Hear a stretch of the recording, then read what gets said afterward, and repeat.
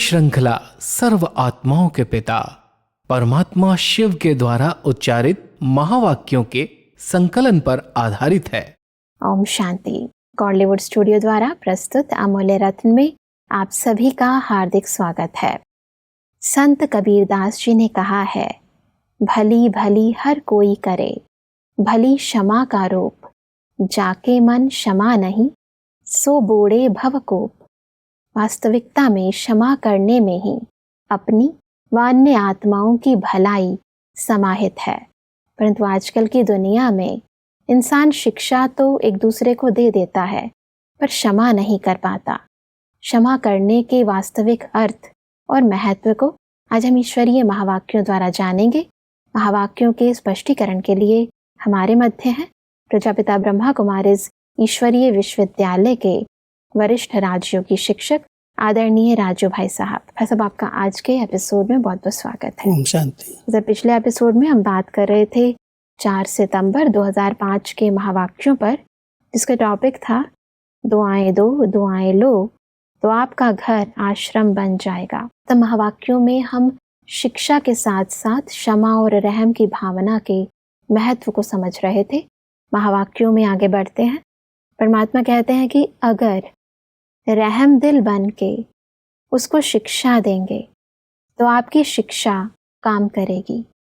अगर रहम दिल बन के नहीं देंगे तो शिक्षा एक कान से सुनेंगे, दूसरे कान से निकल जाएगी, शिक्षा धारण नहीं होगी। सब आज दुनिया में हम देखते हैं कि हर एक इंसान एक दूसरे को सजेशन, शिक्षाएं तो देता रहता है। घर में भी पेरेंट्स बच्चों को बहुत कुछ समझाते हैं, तो सच्चाई ये है कि कोई समझता नहीं है। तो उस ना समझने के इस मूल कारण को थोड़ा स्पष्ट करें। बहुत सुंदर कारण परमात्मा बता रहे हैं। कई बार माता पिता या कोई भी जवाबदार व्यक्ति जैसे बच्चों को या अपने नौकरों को या अपने फैक्ट्री के जो भी कर्मचारी हैं, अगर बार बार उनको डांटता है, शिक्षाएं ही देता रहता है, तो वो लोग सुनते हैं और एक कान से सुनते दूसरे कान से निकाल देते हैं। परिवर्तन नहीं आता और फिर धीरे धीरे डिस्टर्बेंस बढ़ती जाती है। इसलिए परमात्मा एक विधि बता रहे हैं कि क्या आपके मन में उसके प्रति रहम भाव है कि ये सीख जाएगा, ये आगे बढ़ जाएगा और हम इसको प्यार से अगर कहेंगे तो और अच्छा करेगा। पहले रहम भाव को धारण करके फिर कोई बात कही जाती है, शिक्षा दी जाती है हमारे कल्याण के लिए, हमको सिखाने के लिए, हमारी कोई उन्नति के लिए ये बात हमसे कही जा रही है। तो पहले हमारी भावनाएं क्या है उसको चेक करना चाहिए। शिक्षा देने का अर्थ यही नहीं है कि हम जवाबदार हैं, हम किसी को डांटते रहें, कहते रहें, टोकते रहें, उससे वो डिस्टर्ब हो जाएगा, सुनेगा भी तो सुनी अनसुनी कर देगा। इसलिए परमात्मा यहाँ हम सबको बहुत सुंदर ट्रेनिंग दे रहे हैं कि पहले उसके प्रति रहम भाव धारण करो, इस आत्मा का कल्याण हो जाएगा, ये आत्मा आगे बढ़ेगी, ये आत्मा और सीख करके अनुभवी बन जाएगी। इसलिए कोई बात मैं कह रहा हूँ। तो अगर रहम भाव है और फिर शिक्षा दी जाती है तो वो परिवर्तन हो सकता है। परमात्मा कहते हैं कि रहम करने की विधि है शुभ भावना, शुभ कामना। जिसे कहते हैं ना, सच्चा प्यार पत्थर को भी पानी कर देता है। ऐसे ही क्षमा स्वरूप से शिक्षा देने से आपका कार्य जो चाहते हो यह नहीं करे, यह नहीं हो, वह प्रत्यक्ष दिखाई देगा। आपके रहम दिल बन शिक्षा देने का प्रभाव उसकी कठोर दिल भी परिवर्तन हो जाएगी।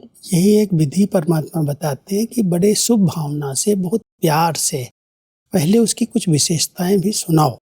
बाबा ने अपने बच्चों को जो शिक्षाएं दी हैं, जो आज इतने बड़े संगठन को तैयार किया, उसके पीछे यही राज है जी। परमात्मा ने हर बच्चे की विशेषता देखी, उसके प्रति बहुत शुभ भावनाएं रखी कि इन्हीं बच्चों ने किया है, इनको ही करना है।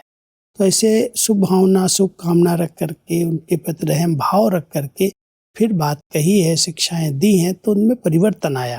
तो हम भी अगर कोई को प्यार से कोई बात कहते हैं, रहम रख करके, उनको उनकी उन्नति के, उनके कल्याण की भावना अंदर रख करके अगर कोई शिक्षा दी जाती है तो सहज वो स्वीकार कर लेते हैं। सर, देखा जाता है कि हम मुंह से तो बोलते हैं कि हमारी आपके प्रति बहुत अच्छी भावनाएं हैं, इसीलिए हम समझा रहे हैं, परंतु प्रैक्टिकली वो भावनाएं होती नहीं है अंदर।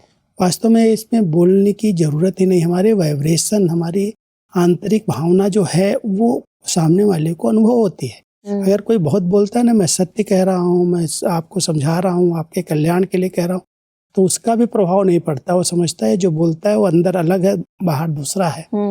अगर हमारा अंदर का स्वरूप बिल्कुल प्यार का है, खुश रहम का है, उसको आगे बढ़ाने का है, तो हमारे बोल में भी वो मिठास होगी, शिक्षा देने में भी एक बहुत रॉयल्टी होगी। उसके प्रति हम अपशब्दों का प्रयोग नहीं करेंगे।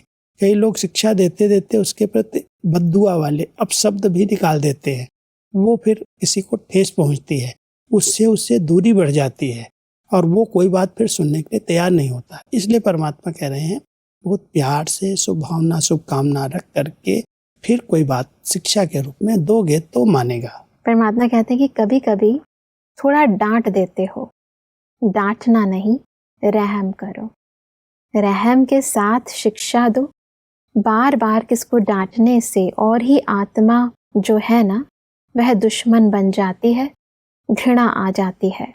परमात्मा बच्चे हो ना, तो जैसे बाप पतित को भी पावन बनाने वाला है, तो आप दुखी को सुख नहीं दे सकते हो। अक्सर छोटी सी वजह दुश्मनी का कारण बन जाती है। इस वजह को और इससे ठीक करने की विधि को थोड़ा स्पष्ट करें। कई बार घरों में बहुत प्यार होता है, बहुत समीप संबंध होता है, लेकिन जब शिक्षा देने का रूप कुछ बार बार टोकने का, डांटने का कोई घर में होता है, तो बहुत दूरी बढ़ जाती है और आपस में भी जो स्नेह होता है वो दुश्मनी में बदल जाता है। परमात्मा यहाँ हम बच्चों को इतना प्यार से सिखा रहे हैं, समझा रहे हैं कि बार बार डांटना, बार बार किसी को टोक देना, तो उसके अंदर घृणा भाव पैदा होता है, नफरत होती है कि मेरे को बार बार क्या कहते हैं, मैं ही गलती करता हूँ क्या, वो भी करते। तो वो अपने को सिद्ध करने लगते हैं, सुधरने की बजाय दूसरों को भी देखते हैं, ये भी तो ऐसे करते हैं, मेरे को ही कहा जाता, मुझे ही डांट लगती है। इसलिए परमात्मा कहते हैं अगर घर को आश्रम बनाना है, घर को सुखी रखना है, तो बहुत प्यार से किसी को कोई बात इशारे में कहो। गलती की है, ठीक है, उससे गलत हुआ है, आप इशारा दो प्यार से, जब उसकी मूड अच्छी हो तो समझाओ, लेकिन बार बार टोकना, डांट देना, गुस्से में आ जाना, ये बाबा कहता है वो तो उसके अंदर नफरत पैदा होगी, घृणा पैदा होगी, आपकी बात वो सुनेगा ही नहीं। बिल्कुल। आगे बढ़ते हैं तो परमात्मा कहते हैं कि चैरिटी बिगिंस एट होम। परिवार में अगर कोई दुख देवे तो भी दुख लेना नहीं, दुआएं देना, रहमदिल बनना पहले घर वालों को करो। आपके घर का प्रभाव मोहल्ले पर पड़ेगा, मोहल्ले का प्रभाव देश पर पड़ेगा, देश का प्रभाव विश्व में पड़ेगा। विश्व परिवर्तन की इस श्रेष्ठ विधि को स्पष्ट करें। हमेशा ही बाबा ने चैरिटी बिगिंस एट होम, कोई भी कार्य जब हम विश्व के लिए करना चाहते हैं तो पहले हम अपने से शुरू करें, अपने परिवार से शुरू करें। अगर हम अपने घर को ही खुशनुमा नहीं बना सकते, सबको सुख नहीं दे सकते, सबको क्षमा नहीं कर सकते, तो दूसरों को क्या करेंगे। इसलिए परमात्मा कहते हैं पहले चैरिटी बिगिंस एट होम। घर में कोई भी दुख दे रहा है, दुख ले रहा है, आप उसको ग्रहण नहीं करो, आप सदा शुभ भावना रखो, सुख दो, सुख लो। परिवार में अगर सभी एक मत हो जाते हैं, सबका एक संगठन अच्छा हो जाता है, सब एक दूसरे को सहयोग और सम्मान देते हैं, तो लोगों को प्रभाव पड़ता है कि इनका घर तो आश्रम बना हुआ है, कितना शांति से रहते हैं, कितना प्यार से एक दूसरे को रिस्पेक्ट देते हैं। तो परमात्मा कह रहे हैं कि आपके घर का प्रभाव मोहल्ले पर पड़ेगा, मोहल्ले का समाज पर पड़ेगा, शहर पर पड़ेगा, फिर पूरे विश्व पर जाएगा। इसलिए पहले खुद को बदल लो, खुद के घर को एक सुंदर आश्रम बना लो, पूरा विश्व ही एक सुंदर आश्रम बन जाएगा। ऐसा परमात्मा आगे कहते हैं कि अगर आप अधिकार से ऐसे समय पर भी दिल से मेरा बाबा कहेंगे, परमात्मा बाबा, मेरा बाबा, तो कहावत है कि भगवान सदा हाजिर है। अगर आपने दिल से अधिकार रूप में ऐसे समय पर मेरा बाबा कहा तो बाप हजूर हाजिर हो जाएगा, क्योंकि बाप किस लिए है, बच्चों के लिए ही तो है। मुश्किल को सहज करने की इस सहज विधि को स्पष्ट करें। कभी कोई ऐसी समस्या, कोई ऐसी प्रॉब्लम सामने आती है तो एक तो ये स्मृति रहती है कि हमारे साथ स्वयं सर्वशक्तिमान बाबा है, उसकी श्रीमत प्रमाण अगर मैं चल रहा हूँ तो ये समस्या अपने आप दूर हो जाएगी। लेकिन मान लो कोई निर्णय नहीं हो रहा है, कोई हल दिखाई नहीं दे रहा है, तो ऐसे समय पर बहुत दिल से मेरा बाबा, कोई देहधारी को नहीं, उस निराकार शिव परमात्मा को प्यार से कहें, मेरा बाबा, मीठा बाबा, सदा साथी है, सहयोगी है, ऐसे प्यार से अगर हम याद करेंगे तो बाबा कहते हैं मैं हाजिर हो जाऊंगा। आपके सच्चे दिल की याद आपको अनुभव कराएगी कि बाबा ने मुझे टच किया, बाबा मेरे साथ है, और फिर आपकी बुद्धि ठीक निर्णय दे देगी। जो करना है वही संकल्प उठेगा और कार्य हो जाएगा।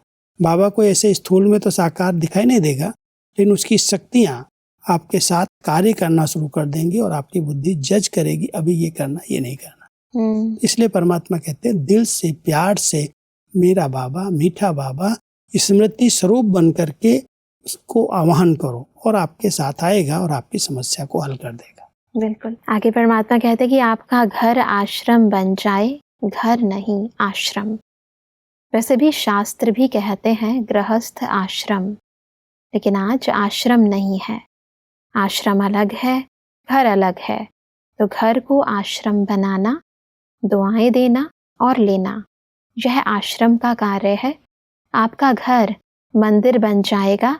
मंदिर में मूर्ति क्या करती है? दुआएं देती है ना। घर को आश्रम बनाने की इस विधि को स्पष्ट करें। जो कहावत है कि गृहस्थ आश्रम बन जाए, वास्तव में जो आश्रम शब्द है ना, ये आश्रय से संबंधित है। जिस स्थान पर जाने से जैसे कोई आराम मिलता है, आश्रय मिलता है, तो गृहस्थ आश्रम तभी बनेगा जब घर का वातावरण इतना अच्छा होगा, सब एक दूसरे को सम्मान देंगे, स्नेह देंगे, किसी भी प्रकार की टकराव की स्थिति नहीं होगी। तब कोई घर में जाएगा तो उसको सुकून मिलेगा, अपनेपन की फीलिंग आएगी। वो जो बाहर से थका हुआ आया है, डिस्टर्ब होकर के आया है, वो घर में आते ही शांति का अनुभव, प्यार का अनुभव करेगा। तो परमात्मा चाहते हैं कि मेरे बच्चों का हर घर मंदिर बन जाए, और जैसे मंदिर के अंदर मूर्ति रहती है, ऐसे आप सब चैतन्य आत्मा, ऐसे समझो हम इस घर के, इस मंदिर के मूर्तियां हैं। हम एक दूसरे को अपनी दृष्टि से, अपने संकल्पों से भी सुख की अनुभूति कराएं, कोई न कोई प्राप्ति कराएं, तब घर आश्रम कहलाएगा। तो घर मंदिर बने, घर आश्रम बने। परमात्मा चाहते हैं कि मेरे बच्चे इतने धारणा स्वरूप बन जाएं, इतने हर गुण को अपने जीवन में धारण कर लें, जो एक मूर्ति से अनुभव होता है वो इनके चैतन्य स्वरूप से अनुभव होने लगे। बहुत सुंदर। परमात्मा आगे कहते हैं ईश्वरीय प्यार दो, आत्मिक प्यार। शरीर का प्यार नहीं, आत्मिक प्यार। आज प्यार है तो स्वार्थ का प्यार है, सच्ची दिल का प्यार नहीं है। स्वार्थ होगा तो प्यार देंगे, स्वार्थ नहीं होगा तो डोंट केयर। तो आप क्या करेंगे? आत्मिक प्यार देना, दुआ देना, दुख न लेना, न दुख देना। परिवार में रहते हुए इस ऊंची और उपराम स्थिति को स्पष्ट करें। लोग तो आजकल जो एक दूसरे को प्यार देते हैं, उसके पीछे कोई न कोई विकार समाया होता है जी। आजकल काम विकार को ही लोग प्यार समझते हैं, या कोई भी प्रकार से कोई सेवा लेनी होगी, सहयोग देना लेना होगा, तो कहेंगे हम इसको प्यार देते। स्वार्थ होता है। स्वार्थ वाला प्यार, कोई न कोई कामना लेकर के, विकारों वाला प्यार, परमात्मा कहते वो सच्चा प्यार नहीं है। आपके घर के अंदर ईश्वरीय प्यार, आत्मिक प्यार, एक दूसरे को आगे बढ़ाने वाला प्यार, ऐसा सच्चा प्यार अगर होगा तो घर का वातावरण बड़ा शुद्ध बन जाएगा और घर मंदिर बनेगा। मंदिर के अंदर जो मूर्तियां हैं उनके अंदर दिव्यता है, उनके अंदर रूहानियत है, उनकी आकर्षण में पवित्रता है। वहाँ पतित आत्मा भी जा करके उस मूर्ति को प्यार कर रही है, लेकिन उसकी भावनाएं बड़ी शुद्ध और पवित्र हैं। माँ की भावनाएं हैं, देवी की भावनाएं हैं।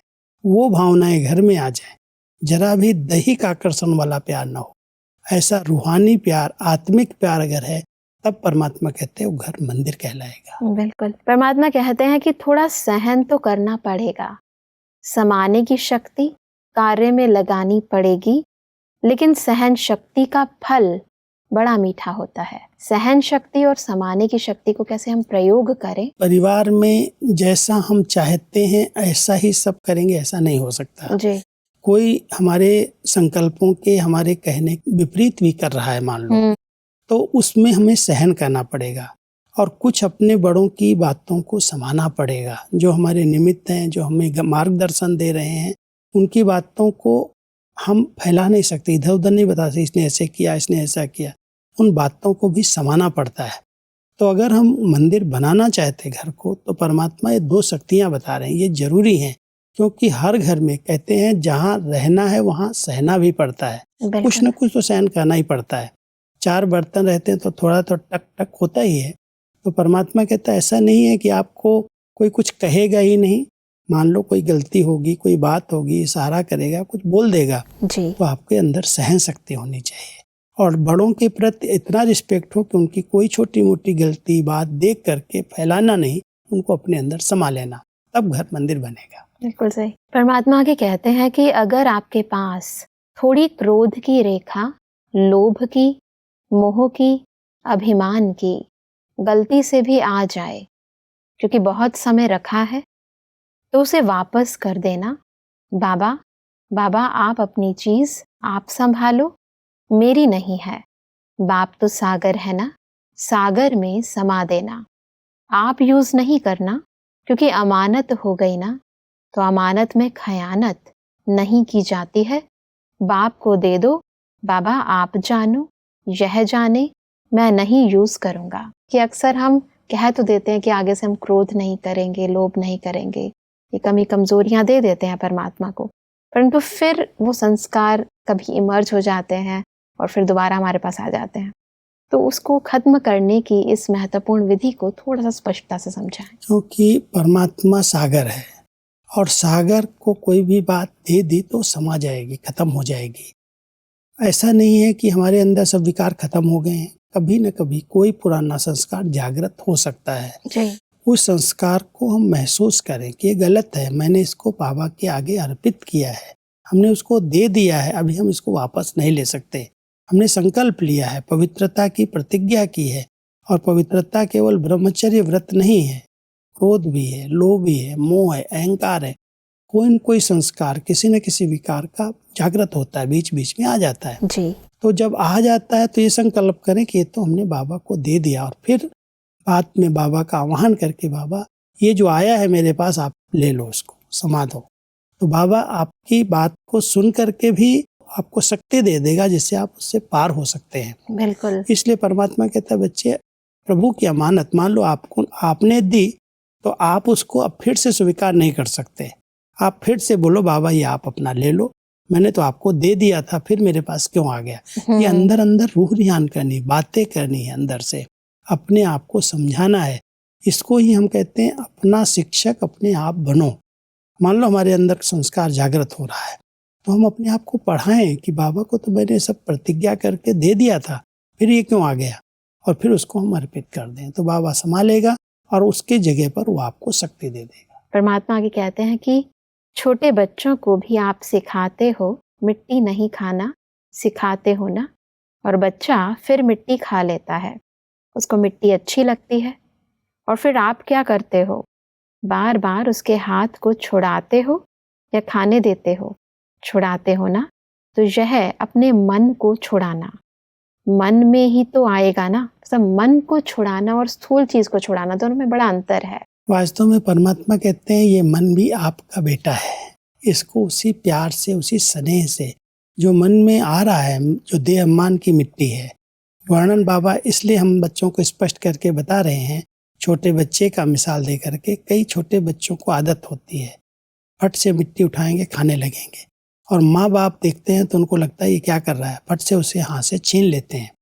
तो जैसे उसको बचाते हैं कि मिट्टी न खाने की आदत है, मिट्टी न खाए, ऐसे ही आप बच्चों की जब बुद्धि बार बार किसी देह पर जा रही है, अपने देह मान में आ रहे हो, तो जैसे आप भी मिट्टी से खेल रहे हो और मन बार बार इसमें जा रहा है, मन के संकल्प विकल्प वैसे ही चल रहे हैं, तो मन को भी बहुत प्यार से समझाओ, ये तो मिट्टी है, देह मान है, ये तो खत्म होने वाली है, तो सड़ी वाली बदबू वाली मिट्टी है, इसको क्यों तुम खा रहा है, मतलब इसका चिंतन क्यों कर रहा है, इसको क्या इससे मिलने वाला है।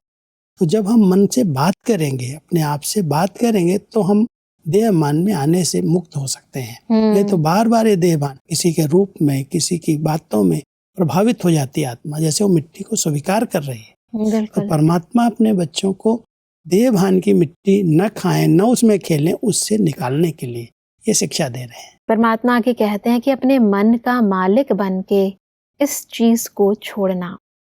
विधि ठीक है ना, करेंगे तो सहज हो जाएगा। हिम्मत नहीं छोड़ना, आपकी हिम्मत का एक कदम और 1000 कदम बाप की मददगार है ही। अनुभव करके देखना, हिम्मत नहीं हारना, दिल शिकस्त नहीं होना। सर्वशक्तिवान के बच्चे हैं, दिल शिकस्त नहीं होना, हिम्मत नहीं हारना, दृढ़ संकल्प करना। सफलता आपका जन्म सिद्ध अधिकार है। कि अक्सर ऐसा होता है कि इंसान के जीवन में जो चीज़ें उसने पास्ट में छोड़ दी हैं, जब वो रिपीट होकर वर्तमान में आती है तो वो सोचता है कि क्यों ऐसा हो रहा है, और दिल शिकस्त हो जाता है कि इतना साल हो गए, इतना सब कुछ किया और उसके बाद फिर दोबारा, तो कई बार दिल हताश हो जाता है। इसलिए परमात्मा अपने बच्चों की हिम्मत बढ़ा रहे हैं।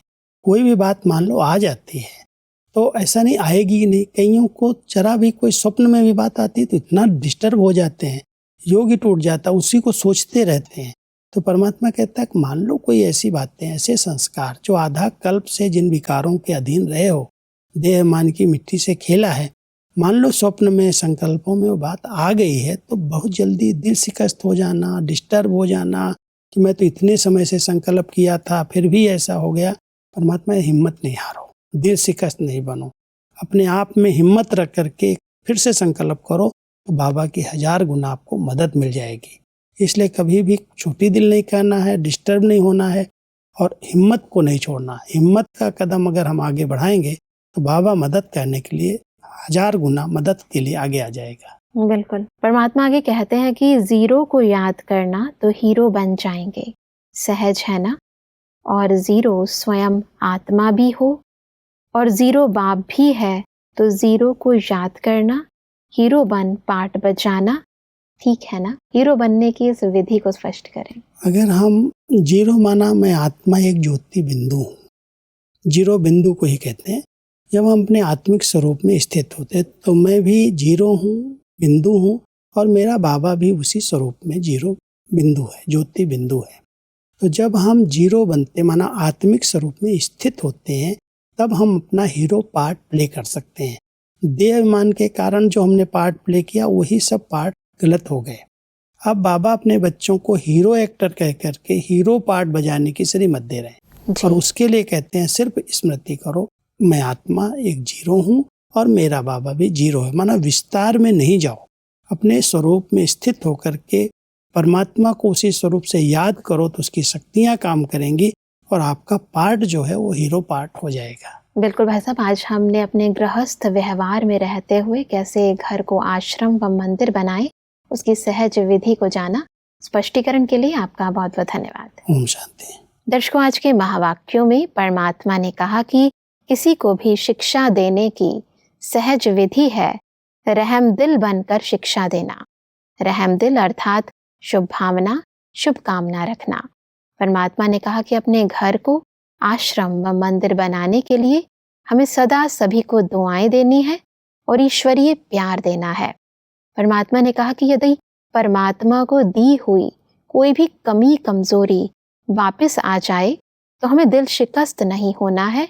अपने मन का मालिक बनकर अमानत समझकर उसे पुनः परमात्मा को दे देना है। दर्शकों, आज के महावाक्यों से संबंधित यदि आपके मन में कोई भी प्रश्न है तो आप हमें ईमेल कर सकते हैं। हमारा ईमेल आईडी है amulyaratna@kollywoodstudio.org। अगले एपिसोड में हम इन्हीं महावाक्यों को और आगे बढ़ाएंगे। तब तक के लिए लेते हैं इजाजत। ओम शांति। मुख्य सार, शिक्षा देने की सर्वोत्तम विधि, शिक्षा और क्षमा, रहम। अगर रहम दिल बन के शिक्षा नहीं देंगे तो एक कान से सुनेंगे, दूसरे कान से निकल जाएगी, शिक्षा धारण नहीं होगी। रहम करने की विधि, शुभ भावना, शुभ कामना। जब बाप दुख नहीं देता तो फॉलो फादर करो। डांटो नहीं, डांटने से और ही आत्मा दुश्मन बन जाती है, घृणा आ जाती है। गलती से आपके पास बुरा संकल्प आ जाए तो क्रोध, लोभ, मोह या अभिमान गलती से आ भी जाए तो वापस कर देना। बाबा, अपनी चीज आप संभालो, मेरी नहीं है, सागर में समा देना। अधिक जानकारी के लिए संपर्क करें Amulya Ratan Godlywood studio, Manmohini Van, Shantivan post, Abu road 307510, district Sirohi. Rajasthan. Email ID है amulyaratn@godlywoodstudio.org। इस श्रृंखला को प्रजापिता ब्रह्मा कुमारीज ईश्वरीय विश्वविद्यालय के सेवा केंद्रों पर क्लास में नियमित रूप से चलाने के लिए गॉडलीवुड स्टूडियो से संपर्क करें।